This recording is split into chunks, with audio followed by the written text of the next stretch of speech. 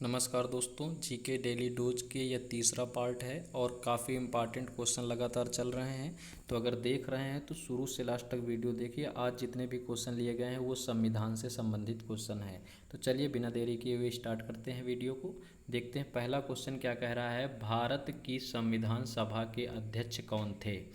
तो इसका पहला ऑप्शन है सच्चिदानंद सिन्हा, दूसरा ऑप्शन है डॉक्टर राजेंद्र प्रसाद, तीसरा ऑप्शन है BN राव और चौथा ऑप्शन है डॉक्टर भीमराव अंबेडकर। तो देख लेते हैं इसका राइट आंसर क्या हो जाएगा। तो संविधान सभा के जो अध्यक्ष थे वो थे डॉक्टर राजेंद्र प्रसाद। हालांकि इसमें सच्चिदानंद सिन्हा भी थे, लेकिन अब इसको हम डिटेल में समझते हैं। देखो, जो डॉक्टर राजेंद्र प्रसाद हैं वो स्थायी अध्यक्ष थे और जो सच्चिदानंद सिन्हा थे वो अस्थाई अध्यक्ष थे, अस्थाई अध्यक्ष थे। तो हम मेन किसको देंगे? डॉक्टर राजेंद्र प्रसाद को, जब दोनों लोग हैं। तो अगर ऐसा कह देता स्थायी अध्यक्ष तो डॉक्टर राजेंद्र प्रसाद, अस्थाई अध्यक्ष तो सच्चिदानंद सिन्हा।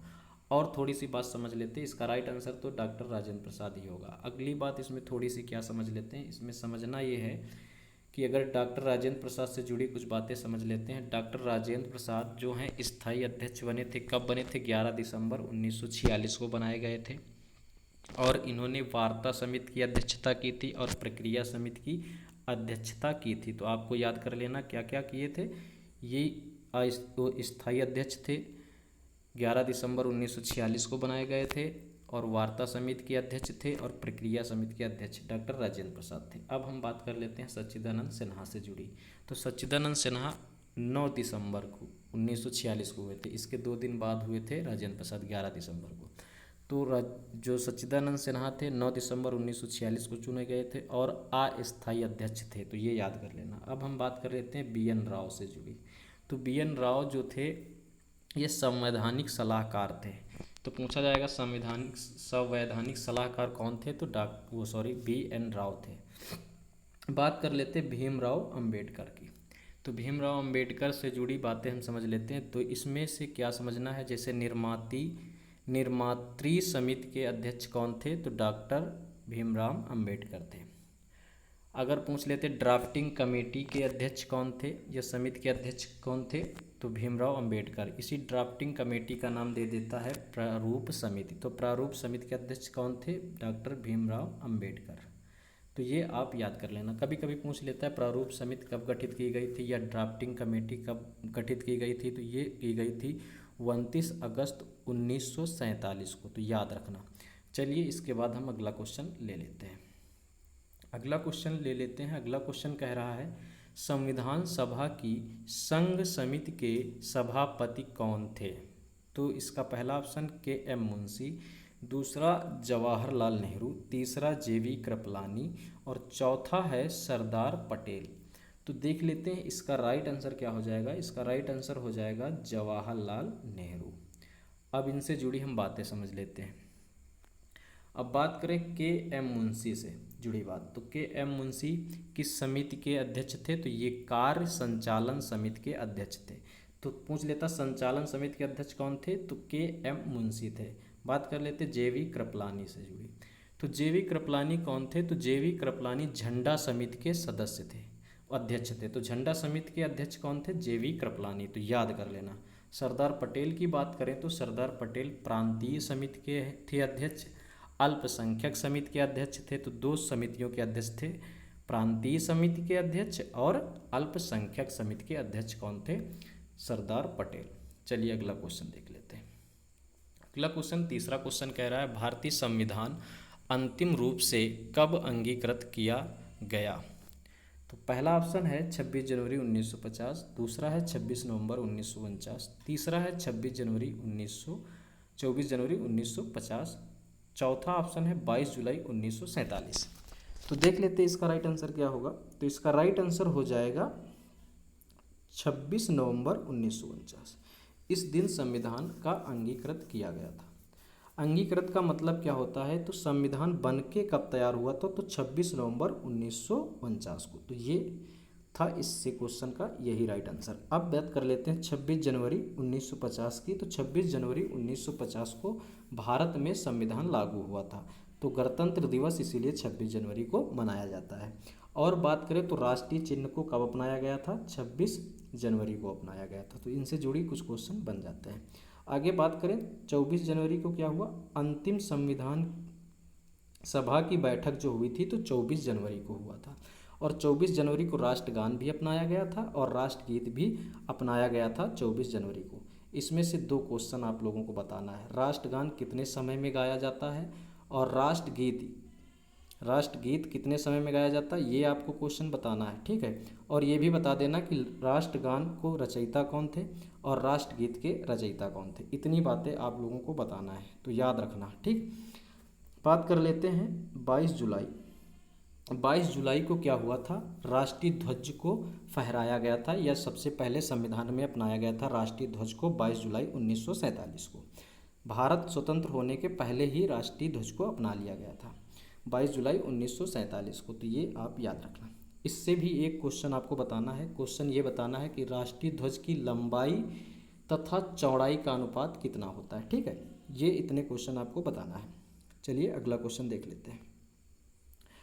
अगला क्वेश्चन क्या है?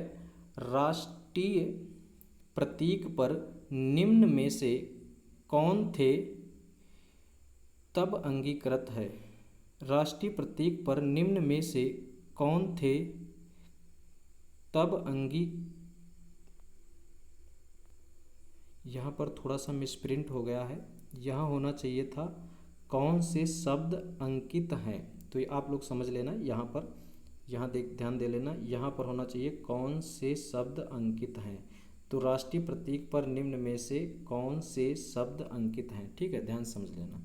तो पहला ऑप्शन है सत्यमेव जयते, दूसरा ऑप्शन है वंदे मातरम, तीसरा ऑप्शन है जन गण मन और चौथा ऑप्शन है भारत माता की जय। अब देख लेते हैं इसका क्या होगा राइट आंसर। इसका राइट आंसर हो जाएगा सत्यमेव जयते, सत्य की हमेशा जीत होती है। तो बात कर लेते हैं सत्यमेव जयते से जुड़ी कुछ मुख्य बातें। तो इसके लेखक कौन थे सत्यमेव जयते के? तो कृष्ण कुमार यादव थे। ये कहाँ से लिया गया? मुंडको उपनिषद से लिया गया। इसका मुंडको उपनिषद में सत्यमेव जयते दरअसल नहीं लिखा था, यहाँ पे मंत्र लिखा था 3-1-6, यही था, मुंडको उपनिषद से मिला था। और ये सारनाथ से भी लिया गया था, सारनाथ अशोक के सिंह स्तंभ से। तो ये भी इससे क्वेश्चन पूछा जाता है। आगे बात करें वंदे मातरम, ये राष्ट्रीय गीत है। अभी इससे पहले हमने क्वेश्चन तुमसे पूछा था कि राष्ट्रीय गीत गाने का समय क्या है। तो राष्ट्रीय गीत गाने का समय 65 सेकंड है। और ये जनगण मन क्या है? राष्ट्रगान है। इसको गाने का क्या समय है? ये होता है 52 सेकंड। इसके रचयिता हमने पूछा था, राष्ट्रगान के रचयिता हैं रविंद्रनाथ और बंकिम चंद्र चटर्जी वंदे मातरम के रचयिता हैं। तो ये आप याद कर लेना। अब भारत माता की जय, इसका कोई मतलब नहीं। आगे चलते हैं, अगला क्वेश्चन देख लेते हैं। अगला क्वेश्चन कह रहा है संविधान का कौन सा आर्टिकल रूल ऑफ लॉ का विस्तृत उल्लेख करता है? तो इसका पहला ऑप्शन है आर्टिकल 14, दूसरा है आर्टिकल 15, तीसरा है आर्टिकल 16, चौथा ऑप्शन है आर्टिकल 17। तो देख लेते हैं इसका राइट आंसर क्या होगा। इसका राइट आंसर हो जाएगा आर्टिकल 14, समानता का अधिकार, समता एवं समानता का अधिकार, आर्टिकल 14। बात कर लेते हैं आर्टिकल 15 यानी अनुच्छेद 15 में क्या है। तो अनुच्छेद 15 में आता है धर्म, जाति, लिंग, भेद, इनसे क्या करना है? आपको भेदभाव से दूर करने का काम करता है। कौन सा? आर्टिकल 15। तो अगर आगे बात करें तो आर्टिकल 16 किस में आता है? तो आर्टिकल 16 जो आता है अवसर की समानता। आर्टिकल 16 यानी अनुच्छेद 16 में किसका उल्लेख है? अवसर की समानता का उल्लेख। अनुच्छेद 17 यानी आर्टिकल 17 में किसका उल्लेख है? छुआछूत की स्वतंत्रता है, मतलब छुआछूत का विरोध इसमें किया गया है अनुच्छेद 17 में। तो ये आप याद कर सकते हैं। चलिए अगला क्वेश्चन देख लेते हैं। अगला क्वेश्चन कह रहा है भारतीय संविधान का कौन सा अनुच्छेद बोलने की स्वतंत्रता तथा अभिव्यक्ति के अधिकार की प्रत्याभूति करता है? तो बोलने की स्वतंत्रता किस अनुच्छेद में दी गई? तो देख लेते हैं। पहला ऑप्शन इसका है अनुच्छेद 19, दूसरा है अनुच्छेद 20, तीसरा है अनुच्छेद 21, चौथा है अनुच्छेद 22। तो इसका राइट आंसर अगर देखा जाए तो इसका राइट आंसर होगा अनुच्छेद 19। अनुच्छेद 19 का है एग्जैक्ट, लेकिन अनुच्छेद 19 है तो अनुच्छेद 19 इसका राइट आंसर हो जाएगा। तो अनुच्छेद 19 से रिलेटेड हम बातें कर लेते हैं। अनुच्छेद 19 में 19 का में जिसमें बोलने की स्वतंत्रता है, इसी में दिया गया है किसकी स्वतंत्रता, प्रेस की स्वतंत्रता। तो इसी अनुच्छेद 19 में दिया गया है। बात कर लेते हैं अनुच्छेद 19 में कितने पार्ट की स्वतंत्रता दी गई, तो 6 भागों की स्वतंत्रता दी गई। दरअसल पहले 7 भागों में स्वतंत्रता दी गई थी, अब 6 बची है। तो देख लेते हैं पहले में क्या है, बोलने की स्वतंत्रता 19A में। 19B में है सभा बनाने की स्वतंत्रता। अगला है संघ बनाने की स्वतंत्रता। चौथा है जो आने जाने की स्वतंत्रता, यानी कहीं भी आ जा सकते हैं अपने देश के अंदर।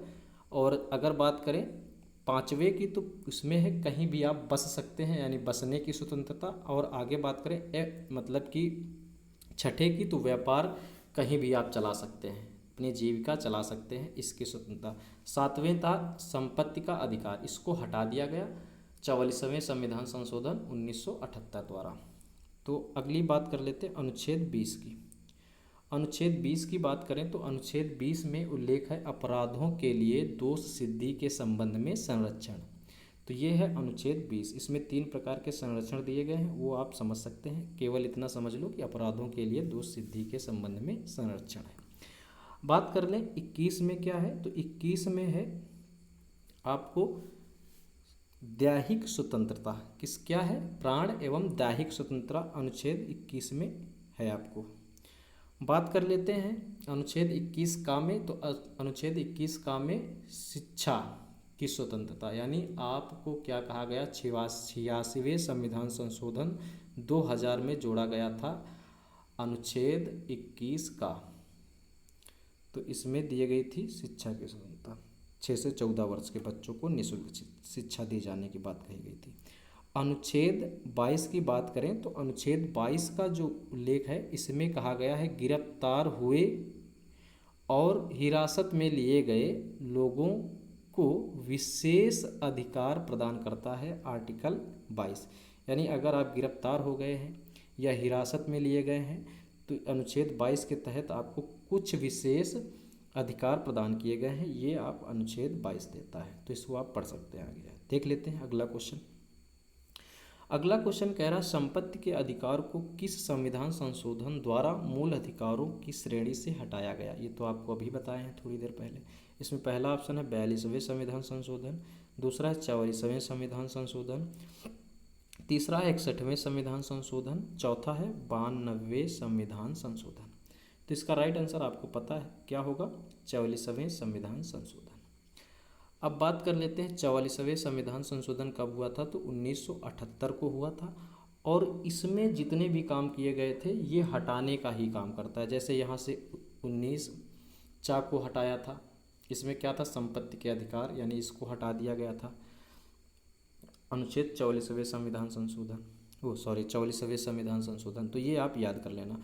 अगर बात करें कोई भी चीज़ हटाने की तो आप समझ लो 90% अनुच्छेद 44 आता है, अगर कोई चीज़ हटाया जा रहा तो। अनुच्छेद 42 की बात करें तो अनुच्छेद निकल आता है। 42वें संविधान संशोधन की बात करें तो यहाँ पर क्या किया गया, जोड़ने का काम किया गया था। और 42वें संविधान संशोधन कब हुआ था, तो 1976 को हुआ था। यहाँ जोड़ा गया, क्या क्या जोड़ा गया, मुख्य बातें जो पूछी जाती हैं। तो प्रस्तावना में 3 शब्द जोड़े गए थे, समाजवाद, पंथ निरपेक्ष, राष्ट्र की अखंडता। ये शब्द जोड़े गए थे संविधान की प्रस्तावना में 42वें संविधान 1976 द्वारा। बात कर लेते हैं 61वें संविधान संशोधन की। तो 61वें संविधान संशोधन में क्या हुआ था, मताधिकार की जो 21 वर्ष की आयु होती थी उसको घटाकर 18 वर्ष कर दी गई थी। तो 61वें जो संविधान संशोधन हुआ था ये अनुच्छेद 326 में संशोधन किया गया था, क्योंकि पहले अनुच्छेद 326 में था मताधिकार 21 वर्ष, फिर इसको कर दिया गया था 18 वर्ष। बात कर लेते हैं 92वें संविधान संशोधन। तो यहाँ किया गया था 2003 में, 92वें संविधान संशोधन 2003 में किया गया था। इसमें कौन कौन सी 4 भाषाएं जोड़ी गई थी, मैथिली, बोडो, डोंगरी, संथाली, ये 4 भाषाएं 8वीं अनुसूची में जोड़ी गई थी। तो ये आप याद कर लेना। चलिए अगला क्वेश्चन देख लेते हैं। अगला क्वेश्चन कह रहा, भारतीय संविधान के निर्माताओं ने राज्य के नीति निर्देशक तत्व का विचार कहाँ से लिया? पहला ऑप्शन संयुक्त राज्य अमेरिका, दूसरा ऑस्ट्रेलिया, तीसरा आयरलैंड, चौथा ऑप्शन है सोवियत संघ यानी रूस। अब बताओ इसका क्या होगा राइट आंसर? तो इसका राइट आंसर हो जाएगा आयरलैंड। तो नीति निर्देशक तत्व कहाँ से लिए गए? आयरलैंड से लिए गए। बात कर ले अमेरिका से। अमेरिका से क्या क्वेश्चन पूछा जाता है? अमेरिका से क्वेश्चन पूछा जाता है कि मूल अधिकार कहाँ से लिए गए? तो अमेरिका से। ऑस्ट्रेलिया भी इम्पॉर्टेंट है, इससे पूछा जाता है कि समवर्ती सूची कहाँ से ली गई? ऑस्ट्रेलिया से ली गई। रूस बहुत इंपॉर्टेंट है, इसमें पूछा जाता है मूल कर्तव्य कहाँ से लिए गए? तो रूस यानी सोवियत संघ से। तो ये आप याद कर सकते हैं। चलिए अगले क्वेश्चन की ओर चलते हैं। अगला क्वेश्चन कह रहा है, संविधान का अनुच्छेद 52 किससे संबंधित है? तो पहला ऑप्शन है लोकसभा अध्यक्ष, दूसरा प्रधानमंत्री, तीसरा मंत्रिपरिषद, चौथा है राष्ट्रपति। तो देख लेते हैं इसका क्या होगा राइट आंसर। इसका राइट आंसर हो जाएगा राष्ट्रपति, डी ऑप्शन। अब समझ लेते हैं लोकसभा अध्यक्ष का उल्लेख किस अनुच्छेद में है? तो इसका उल्लेख होता है 81वें अनुच्छेद, अनुच्छेद 81 में उल्लेख है लोकसभा अध्यक्ष का।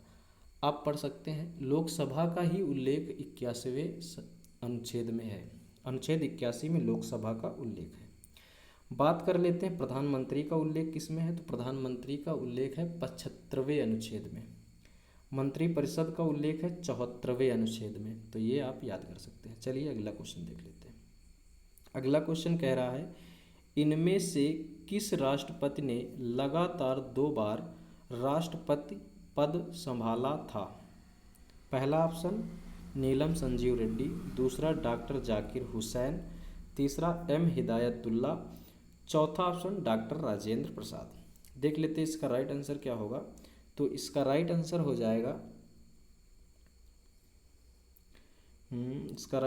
जाएगा डॉक्टर राजेंद्र प्रसाद। इसका right answer doctor Rajendra Prasad हो जाएगा। इन्होंने 2 बार लगातार राष्ट्रपति पद को संभाला था।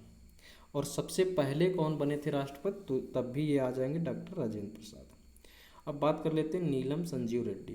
तो नीलम संजीव रेड्डी ऐसे राष्ट्रपति थे जिनसे क्वेश्चन बनता है कि निर्विरोध चुने गए राष्ट्रपति कौन थे? नीलम संजीव रेड्डी। डॉक्टर जाकिर हुसैन से क्या क्वेश्चन बनता है? डॉक्टर जाकिर हुसैन से क्वेश्चन बनता है अपने कार्यकाल के दौरान ही किसकी मृत्यु हो गई थी, यानी किस राष्ट्रपति की मृत्यु हुई? तो जाकिर हुसैन। अब बात कर लेते हैं एम हिदायतुल्ला से क्या क्वेश्चन बनता है। हिदायतुल्ला से ये क्वेश्चन बनता है कि कार्यवाहक के रूप में कौन सा राष्ट्रपति था और उसी समय उच्चतम न्यायालय का न्यायाधीश भी कौन था? तो एम हिदायतुल्ला। ये थे आपके 10 क्वेश्चन। आई होप आपको समझ में आ गया होगा। तो इसी प्रकार अगर आपको वीडियो पसंद आ रहे हैं तो कमेंट बॉक्स में ज़रूर बताया करिए कितने आप आंसर किए हैं, कितने आपको क्वेश्चन आ रहे थे, कैसा वीडियो लगा। ये सारी बातें बताते रहिए तो हमको अच्छा लगेगा, जिससे और हम आप लोगों के लिए अच्छे अच्छे क्वेश्चन लाएंगे। तो चलिए धन्यवाद।